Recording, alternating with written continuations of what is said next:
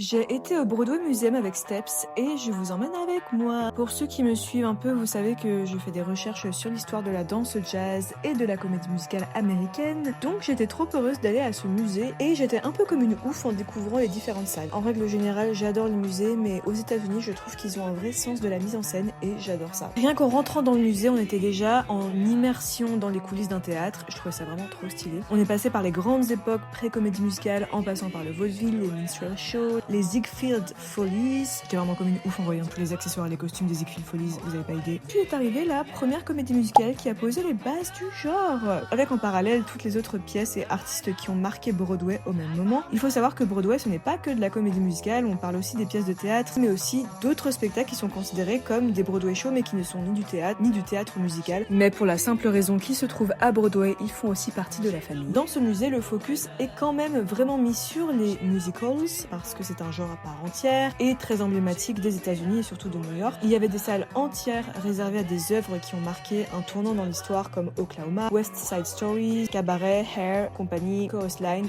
Rent ou encore une salle dédiée à Andrew Lloyd Webber et sa différente anglaise. À la fin, on nous emmenait aussi en backstage avec la présentation des différents corps de métier parce qu'un spectacle, ça ne se fait pas que sur scène. Il se passe plein de choses en coulisses dont on n'a pas idée quand on ne connaît pas ce métier. Puis on terminait par la création du spectacle, donc comment te vient l'idée de ce spectacle, jusqu'à la formation de l'équipe créative, jusqu'à la production. On est resté 1h30 dans le musée, mais personnellement j'ai trouvé ça vraiment trop court. Heureusement que je connaissais déjà plein de choses parce que tu n'as pas le temps de tout lire. Oui, je fais partie de ces gens qui lisent beaucoup ce qui est écrit dans les musées. Si jamais vous y allez, du coup, prévoyez d'avoir assez de temps. Je ne peux que vous conseiller de visiter ce musée si vous passez par New York, que vous soyez fou de théâtre musical ou non. Dans tous les cas, ça vous donnera envie d'aller voir un show sur Broadway.